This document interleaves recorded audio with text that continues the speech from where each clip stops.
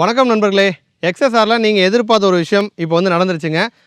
பிளாக்னு நிறைய பேர் வந்து பிளாக் பிரியர்களாக இருப்பாங்க. இப்போ மெட்டாலிக் பிளாக் அப்படின்னு புது கலர் அப்டேட் வந்து கொடுத்துருக்காங்க.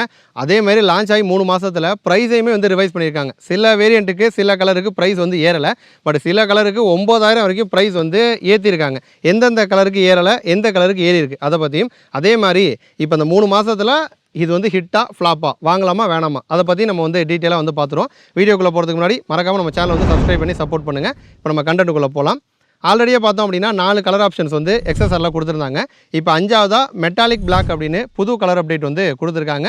இந்த பிளாக் அப்படிங்கிறது எனக்கு தெரிஞ்ச என்னோட ஃப்ரெண்ட்ஸ் சர்க்கிளில் நிறைய பேர் வந்து இப்போ நான்லாம் வண்டி வாங்க போகிறப்ப கலர்ஃபுல்லாக பார்ப்பேன், ப்ளூ ரெட் அந்த மாதிரி. பட் சில பேர்லாம் வாங்கினா பிளாக் தான் மச்சி அப்படிங்கிற மாதிரிலாம் வந்து சொல்லுவாங்க.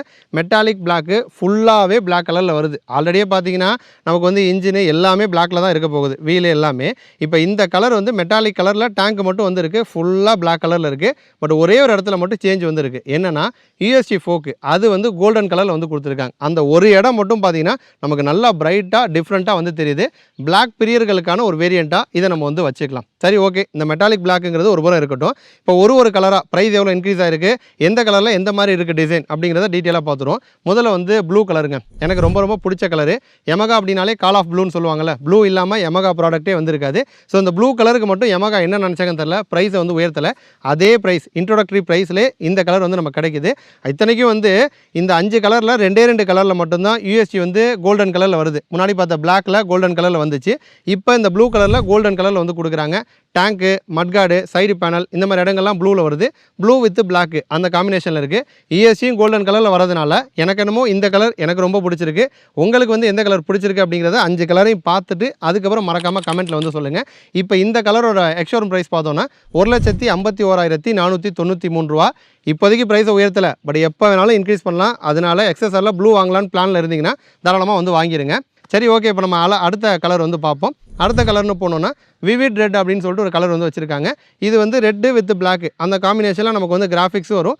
பைக் ஓவராலாக ப்ராடக்ட்டும் அதே மாதிரி தான் வந்திருக்கும். அதேமாதிரி யூஎஸ்டி வந்து பிளாக் கலரில் போட்டாங்க. கொஞ்சம் லுக்கு ஏதோ குறையிற மாதிரி எனக்கு ஒரு ஃபீலு.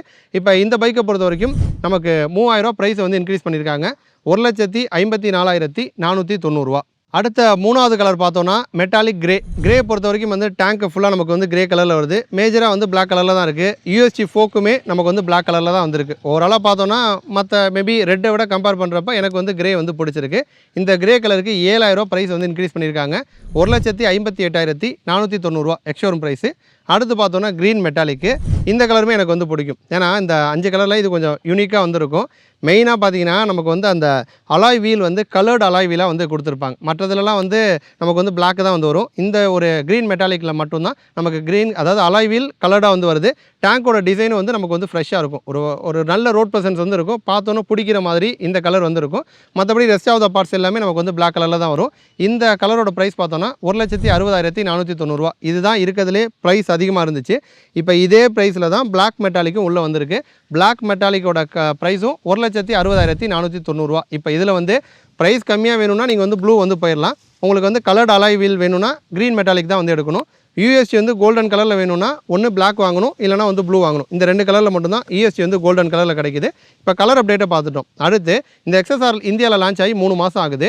இந்த 3 மாதத்தில் இது வந்து ஹிட்டா ஃப்ளாப்பா அப்படின்னு கேட்டிங்கன்னா வடிவேல் சொல்கிற மாதிரி தான். எனக்கு ஒன்றுமே புரியலைங்க, அப்படி தான் இருக்குது. ஏன்னா சேல்ஸ் கவுண்ட் வந்து அந்த மாதிரி இருக்குது.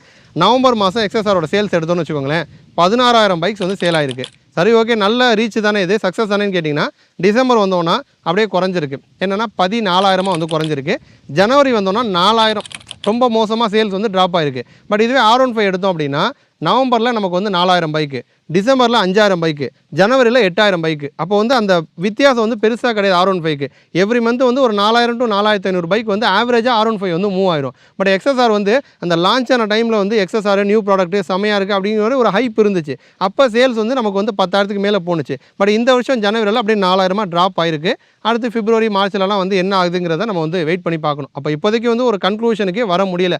R15 ரீச் ஆன அளவுக்கு எக்ஸ்எஸ்ஆர் வந்து இன்னும் ரீச் ஆகலை அப்படின்னு தான் சொல்லணும். அடுத்த ஒரு 2-3 மாதம் சேல்ஸ் ரிப்போர்ட்டை பார்த்துட்டு தான் நம்ம வந்து ஒரு கன்க்ளூஷனுக்கு வந்து வர முடியும். கண்டிப்பாக இந்த வீடியோ உங்களுக்கு வந்து இன்ஃபர்மேட்டிவாக இருக்கும்னு நம்புகிறோம். இதே மாதிரி இன்னொரு இன்ஃபர்மேட்டிவான வீடியோவில் திரும்ப உங்களை வந்து சந்திக்கிறோம். நன்றி.